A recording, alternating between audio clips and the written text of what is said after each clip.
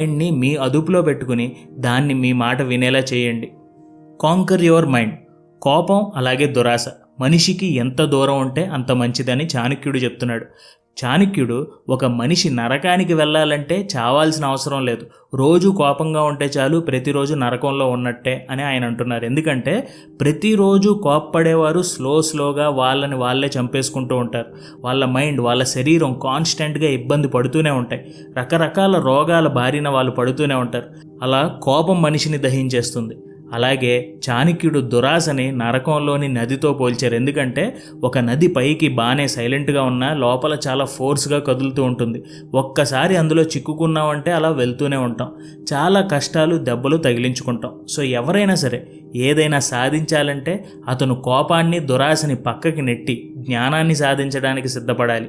జ్ఞానం ఉన్న మనిషి ఎక్కడున్నా బ్రతకగలడు. జ్ఞానం ఉన్న మనిషి ఎంతైనా